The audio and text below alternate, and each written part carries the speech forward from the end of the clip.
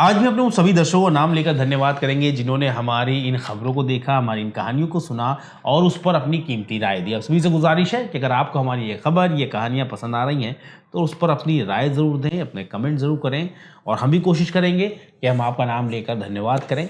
और जो भी कमेंट करें वो खबर से संबंधित ही होना चाहिए और खबरों को पूरा ज़रूर देखिए ताकि आप भी खुद को अलर्ट रख सकें। नवाबों के शहर लखनऊ में रहने वाली 16 साल की वो लड़की एक लड़के से मोहब्बत करती। दोनों का रिश्ता धीरे धीरे परवान चढ़ने लगा। फिर उस लड़की की बातचीत एक दूसरे लड़के से शुरू हो जाती है। फिर इन दोनों के बीच भी रिश्ता पनपने लगता है, यानी अब लड़की एक प्रेमी दो। शायद लड़की को यह लग रहा होता है कि दोनों लड़कों को कभी इस बारे में जानकारी होगी ही नहीं और वो इन दोनों के साथ आराम से अपना वक्त गुजारेगी। लेकिन ये बात उन दोनों लड़कों को पता चल गई क्योंकि दोनों ही प्रेमी आपस में दोस्त होते हैं। इन दोनों लड़कों ने लड़की को सबक सिखाने के लिए वो कांड कर दिया जिसने पूरे लखनऊ ही नहीं बल्कि पूरे यूपी को हिलाकर रख दिया। प्रेमी ने प्रेमिका को कॉल करते हुए कहा कि मैं तुमसे मिलना चाहता हूं, जिस पर लड़की कहती है कि मैं इस वक्त घर से नहीं निकल सकती। जिस पर प्रेमी उस लड़की पर दबाव बनाने लगता है। वो कहता है कि कुछ भी हो जाए तुम्हें मुझसे मिलने आना ही होगा। वो अपनी मोहब्बत, अपनी प्यार का वास्ता देने लग जाता है, जिस पर लड़की भी सोचती है भाई मिलते तो ही हैं, चलो आज जो है जिस वक्त बुला रहा उसी वक्त चल देते हैं। लड़के ने जब फोर्स करना शुरू किया तो लड़की भी मजबूर हो गई, वो भी मिलने के लिए तैयार हो गई। लेकिन लड़की ने कहा कि मैं ज्यादा देर नहीं रुकूंगी। लड़की शाम ढले अपने प्रेमी से मिलने पहुंच गई।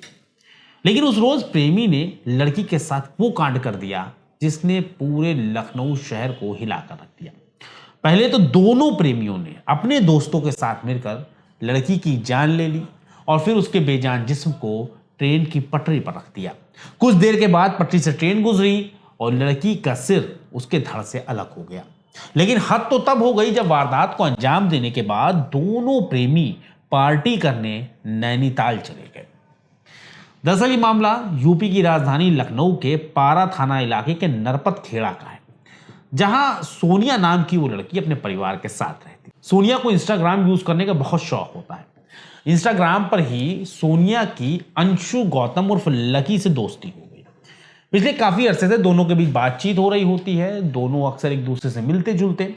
दोनों का रिश्ता परिवार और समाज से छिपकर परवान चढ़ता रहा। कुछ ही वक्त गुजरा होता है कि सोनिया की जो बातचीत होती है वो आशिक यादव से शुरू हो जाती है। जो पहला लड़का होता है अंशु गौतम, उसे सोनिया से मोहब्बत हो गई होती है। वो उससे प्यार करने लगता है और उसके साथ जिंदगी गुजारने के अपने ख्वाब सजाने लगता है। कहीं ना कहीं सोनिया ने भी अपनी मोहब्बत का इकरार किया होता है। लेकिन कुछ वक्त के बाद ही सोनिया की बातचीत जो है आशिक यादव नाम के लड़के से शुरू हो जाती है। इत्तेफाक तो देखिए, अंशु गौतम और आशिक यादव यानी लड़की के वो दोनों दोस्त आपस में दोस्त होते हैं। लेकिन लड़की को इस बारे में पता नहीं चल रहा होता है। सोनिया सोचती है कि वो इन दोनों से बात करती रहेगी, बारी बारी से मिलती रहेगी, बारी बारी से वक्त गुजारती रहेगी और ऐसे धीरे धीरे अपनी जिंदगी चलती रहेगी मजे से। और ये दोनों ही सोनिया से प्यार करने लगे। लेकिन आशिक और अंशु, इन दोनों को भी ये नहीं पता होता है कि ये दोनों एक ही लड़की से प्यार करते हैं। इन दोनों के बीच ही पर्देदारी होती है। एक दिन अचानक अंशु और आशिक दोनों आपस में बातचीत कर रहे होते हैं और दोनों अपनी अपनी गर्लफ्रेंड का जिक्र करने लगते हैं। इन दोनों ने ही आपस में एक दूसरे को अपनी गर्लफ्रेंड की तस्वीर दिखाई। तो अमूमन दोस्तों में ये चीज होती है। एक दोस्त ने अपनी गर्लफ्रेंड की तस्वीर दिखाई तो उसे देखकर दूसरा दोस्त चौंक गया। वही तस्वीर देखते ही फिर दोनों ने आपस में एक दूसरे को दिखाई। अब दोनों ही हैरान परेशान, दोनों के होश उड़ गए क्योंकि दोनों की गर्लफ्रेंड तो सेम होती है, दोनों की प्रेमिका तो एक ही लड़की होती है। अब ये दोनों दोस्त आपस में बात करने लगते हैं। अंशु अपने दोस्त आशिक से कहता है कि यार ये तो बहुत बड़ा धोखा हो गया। सोनिया हमारे साथ इतना बड़ा खेल खेलेगी कभी सोचा नहीं था। जिस पर दूसरा आशिक यानी दूसरा प्रेमी जो है वो कहता है कि तुम ठीक कह रहे हो। इस पर अंशु कहता है यार इस लड़की ने हम दोनों को धोखा दिया है। मैं तो इसे दिलो जान से चाहता रहा और मैं तो इसे शादी भी करना चाहता, लेकिन ये इतनी बड़ी बेवफा निकलेगी ये मैंने नहीं सोचा था। जिस पर आशिक यादव कहता है कि अंशु इस लड़की ने हम दोनों को धोखा दिया है, हम दोनों का दिल तोड़ा है, हमारी मोहब्बत का मजाक उड़ाया है। अब इसे सबक सिखाना ही होगा। फिर इन दोनों ने मिलकर एक खौफनाक प्लानिंग रची। ये बात गुजरी 13 जनवरी की है। अंशु गौतम ने सोनिया को कॉल करते हुए कहा कि सोनिया मुझे तुमसे मिलना है। मिलने का वक्त शाम करीब 7:20 का तय होता है। अब चूंकि ठंडक के दिन चल रहे हैं तो अंधेरा जल्दी हो जाता है। सोनिया ने आने से इनकार कर दिया।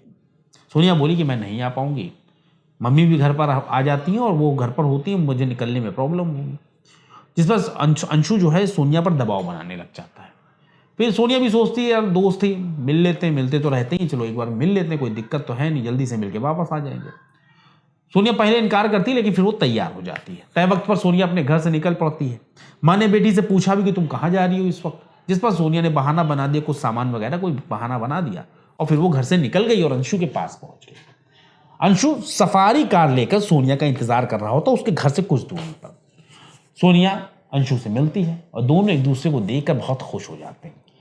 अंशु सोनिया से कहता है गाड़ी में बैठ जाओ, कहीं घूम कर आते हैं। किसी भी खतरे से अनजान सोनिया भी गाड़ी का दरवाजा खोलती और अंदर बैठ जाती है।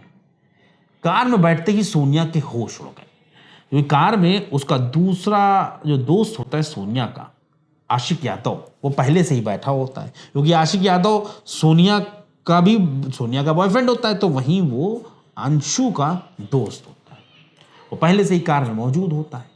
सोनिया उसे देखती तो कार से उतरने की कोशिश करने लगती है। अंशु और आशिक अपने दो अन्य दोस्तों के साथ मिलकर सोनिया की पिटाई शुरू कर देते हैं।